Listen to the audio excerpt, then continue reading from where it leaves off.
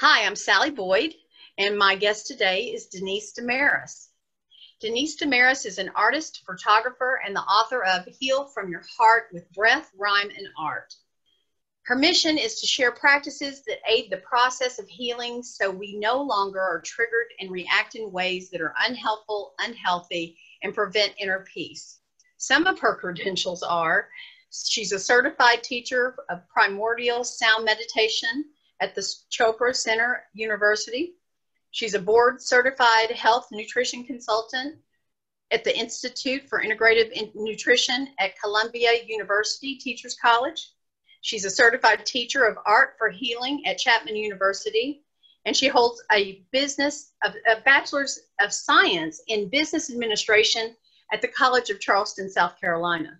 She provides consultations, classes, and workshops focusing on finding self-healing processes that work on your medicine to eliminate and manage stressful situations and find inner peace. Her belief is you are your own healer and your own guru. Hi, Denise. Hi, Sally. I am so happy to be having this interview with you. You, my friend, have had quite a year. Yeah. So let's talk about your story from where you want to start. I mean, like a child, because you have like such an interesting background. Well, I guess starting with having a disruptive childhood because of moving a lot. Is one place. I think I counted 17 schools. So I was very comfortable eventually with being the new girl. And during those times of turmoil, from losing friends, making new friends, I drew and painted. Art became my place I went to process loneliness and just the turmoil of loss, losing your friends and starting again. So that's basically what's led me to Art for Healing, to teach other people to process emotions. I find the creative process, for me, my best medicine. As you know, I spend a lot of time in nature too, photographing wildlife and connecting with just the beauty. This country is just so beautiful.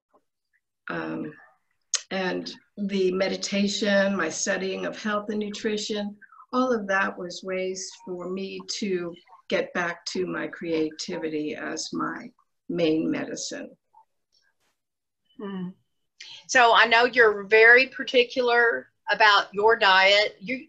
Are you a vegan or a vegetarian?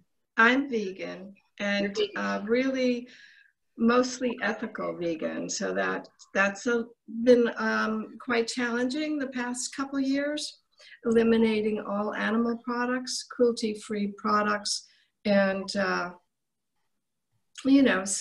having pretty shoes that aren't leather, things like that, and handbags, and just very consciously living to protect all sentient beings. Mm-hmm. So Denise and I are friends, and we met at it was actually just kismet. It's one of those synchronistic things because we met at a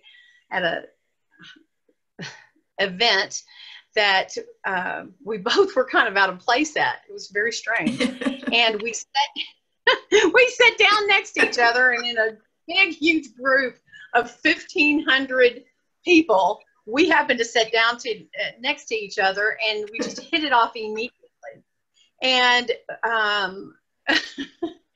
she asked me what I did, and I said, I'm an astrologer. And she said, oh, wow, I'm an astrologer too. And that we hit that off. So she doesn't really talk about her astrology as much as I do. So, but that was pretty interesting. And then she showed me some of her artwork, and she told me that she did art. She was an art therapist, and I had just worked on a project with some people that were doing art therapy. So that was a common thread.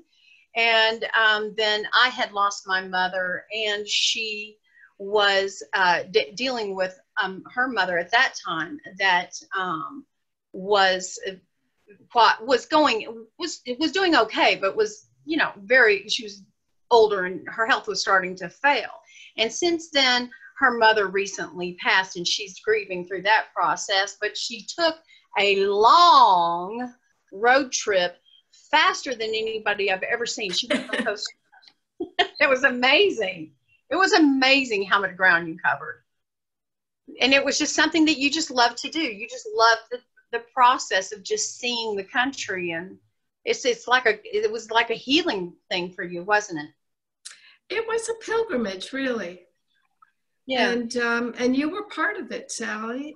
You were so comforting and helpful you sent me right to that most amazing buzzard, as you called it, who sat with me and let me photograph it and pointed me in another direction. And there were messengers all, you know, there are signs everywhere if we look for them. And changing course right at the fork of a road and going to Charlottesville instead of Asheville, and meeting somebody there who said just the right words for me to send me back to Connecticut to be here with my mother before she died. Yeah. Yeah. Yeah. That's beautiful, isn't it? Yeah, just paying attention, signs, just like astrology. And, so what would you say that's like being present in the moment? How do you stay present in the moment? How do you do that? Really? Because that was definitely you staying present in the moment to know this is a sign and I need to listen. Because there was definitely something that you knew you needed to. I remember this so distinctly. You knew you needed to leave when you did. You were very purpose driven, and you knew you needed to make a hairpin turn and start heading back at a certain amount of time when you did. And you were so absolutely driven to do exactly what you did. You were not stopping, but you were just on a pilgrimage, like you said. So you were staying present in the moment to watch the signs. How do you do that? Because I am missing all of these signs for myself. How do you do it? When you get caught up, Sally, in any kind of fear or confusion, if you can for a moment look at something beautiful, it could just be looking out your window or at a piece of art or just anything, you're in the moment. You're in the moment. You're connected to that moment with whatever beauty you're looking at. It kind of erases, or at least dulls, that confusion. And you might have to keep going back. Now, when I met this person and she said to me, the words she said, which if I repeat them, I'll start crying. That's okay. That's okay. This is real. I had to go out into nature and go, are you making this up? And, you know, I kept going back to the moment, and I knew it wasn't made up. I checked out of the hotel and I headed back. So you just know, you just have to keep checking in. It's like meditating. You know, when you meditate, thoughts do come in, and sometimes they'll just keep, depending upon how tightly wound up you are, they'll keep coming in for the first 20 minutes in a meditation. But then all of a sudden, like around 23 minutes, you're like in another place, and you don't even know that you've left the place. You're in that place we call the gap. That is really the moment of everywhere and everything. And it's so powerful. That's why I got into meditation.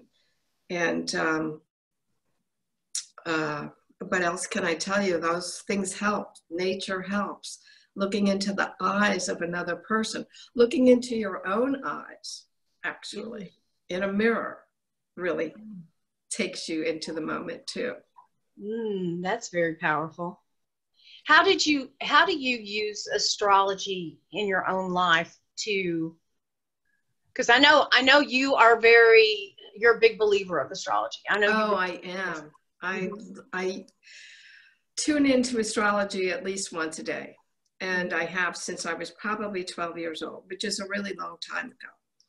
And I've studied all different types of astrology. And I take a little bit of this one, a little bit of that one. And right now, looking at evolutionary astrology, along with what I learned with Daniel Giamario in shamanic astrology, I have found a way that is helping me work with my conflict to grow into the path of my soul's mission, the nodal path. And the traveling, the gypsy lifestyle, like, or whatever you want to call it, really it's sacred to me. It's part of a Sagittarius rising with a Pisces North Node. It's helping to create a picture of what my soul's intent is. So that's very important to me.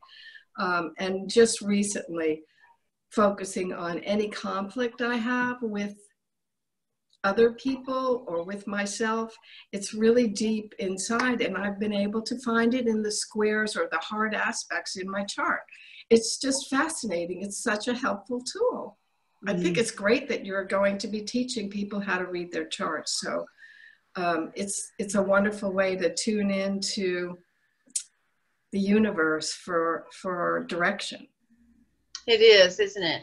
Because it's just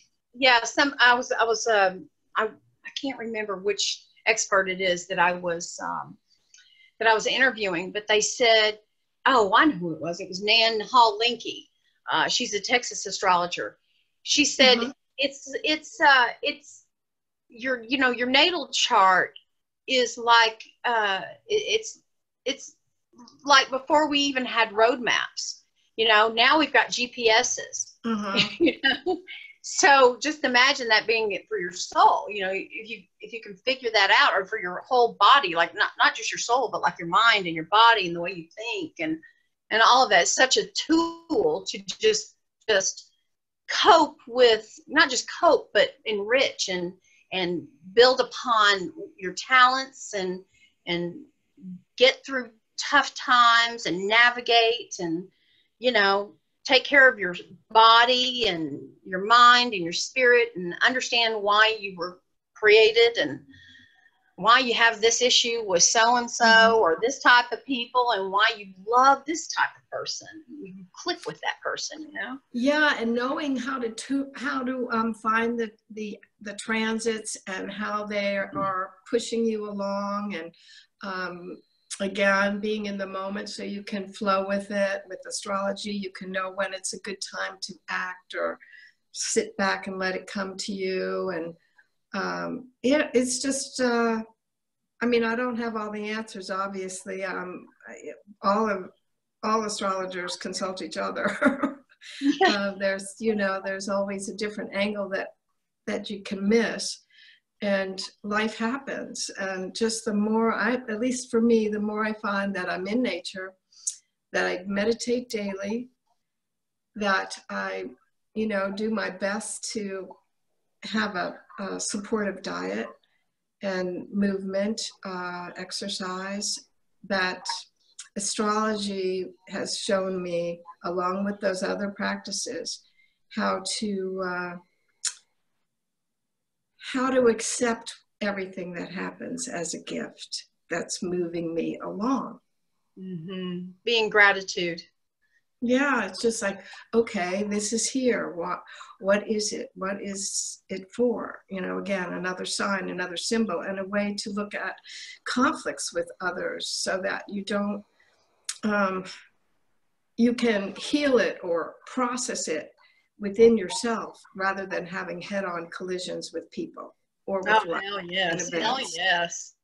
Hell You yes. know? And also you realize, you realize like, okay, all right, maybe it's not all them. Maybe it might be me that might be causing something, you know. I'm clearly a little hard-headed now. I see it. I mean, it's written right here about 40 times. Everybody says that everybody that has this is like this. So, you know, I mean, you can't deny it when everybody, you know, says you're like this. And then you read it and you're like, oh, I guess they were right. So, yeah, it amazes me sometimes. You know, and I think you just said something that was very important, that astrologers always consult other astrologers. That's very true. And I don't think, although I do think you probably have, you know, you have a personal astrologer that you go to for years that knows you, they know. I think that's important. But depending on what you're going through, you may want to consult a different type of astrologer. And I haven't talked about this on the show at all. For instance, I mean, we've got all different kinds of astrologers on the show. But I know that, you know, like you were talking about, for instance, right now you're studying evolutionary astrology. We have an evolutionary astrologer on the show. So I know you'll be wanting to tune into what she's got to offer. Yeah, she's pretty cool. But like, for instance, when you were traveling, you were like, you know, do you know anything about astrocartography? Am I saying that right? Astrocartography. I can never. Right. Yeah, I do. I did study that as well. Right, which is where, you know, the ley lines, or the lines of where the zeniths are, and where you should maybe stay, take vacations, where you should live, where you shouldn't live, where you definitely don't want to live, where you definitely don't want to be, where the energy is right for you, where it's not. So if you were going to make a big move, or if you were going to buy a piece of property, you might want to consult that type of astrologer. Right? Or what would be another instance? What would be a different? You know what? The first time I called astrocartography, it was so long ago. It was when I had to wait for the map to come with the book explaining it and everything. So it was quite a while ago because, well, given my path, moving so much as a child, roots are something I've never had. And so I was always wondering where home was. So when I called and I talked to them, the original group, Astrocartography, Jim Lewis's, I think it was, in Oregon or somewhere out there. And I said, well, I'd like to look. They said, you know, you can pick 3 cities. So every place I picked was Northern California, Oregon, or Washington. And he said, well, you're picking a line, Pluto, your Pluto line goes through all that. That could be really intense, you know. So I looked at it and I went, yeah, it looks pretty scary. And he said, but however, if your soul is really being drawn to that Pluto line, you need to go there. So that's how I've looked at it. If I'm drawn to a place, regardless of what the line is, if I really want to be there, there's something there for me. And really, when I went to Northern California, that was huge. It wasn't just the Pluto line, Chiron was crossing. And I switched careers. I went into herbology, healing, working in holistic health spas. I had a lot of major Pluto events with people in business and in my personal life that I still can't believe that I lived through it. But you needed to be there for that experience to grow. Yes. Yes. Yeah. I really needed it because to the other thing in astrology, evolutionary astrology, that I've seen this karmic path, and several astrologers throughout my life have told me, you're here to have 3 life experiences. So this is the quickness of how I move. That you were laughing about how quick I went on my pilgrimage, but it's karma. It's a karmic thing, and it's easier to know it's okay. There's nothing wrong with me that I do that. No, because at the time I was nervous. I was like, slow down. I told her, I said, slow down. You're like moving like a bat out of hell. I'd rather be a butterfly.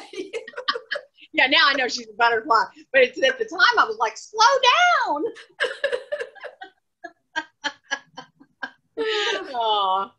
Oh, no. It was a great 3-week journey. I mean, man, I got some loved great pictures out of it. That was incredible pictures. Incredible photos. Really, you're such a talent, and your art is incredible. When you do it through your heart, it's really amazing. It's an amazing. I don't know. I do my art through the heart, and it's not really amazing. I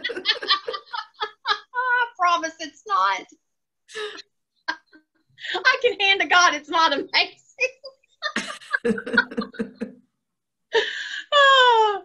Oh my gosh. Oh gosh, I love you, Denise. I'm so happy that you made it. I'm so happy to hear that Texas accent. See, we kept trying to find like a line that was coming through Texas for you. I know it's in your future. I know it is. I think so.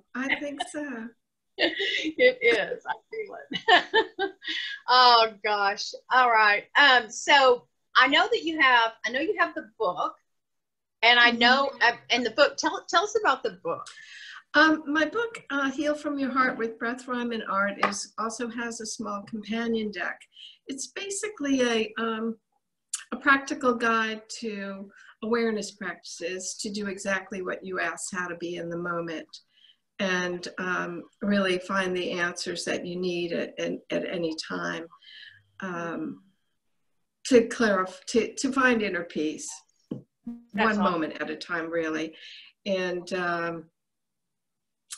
it's a lot of it is on art and creativity. While I was writing the book, it was after a car accident, and so basically it was a program I found that helped me heal my body. And it ended up being this book and basically this program that is continuing and is part of the new version I'm working on now, that with more things I've learned since then. I think the book was 2011 or 12. But yeah, it's a very, very easy, practical, approachable way to learn to meditate, to learn to be creative, because a lot of people, it's especially good for people who aren't artists, because a lot of people who aren't don't know that they really are, and the power they have from painting, just abstract painting or drawing, from the hand to the heart to the hand. There's a deep connection, journaling, all of that with your hand, because like I said, it's directly connected to your heart. There's answers there in your heart. Cool. So they can find that on your website? Yes. Okay, we'll have all those links. Now, I know you've got a gift for the viewers. Yes, and the gift is going to include most of what's in the book and some of what is in the new book. So it will be without the art. So it's an exciting ebook that will be a practical guide. Oh, awesome. Yay. That's so cool. All right. Denise, it's been so great visiting with you.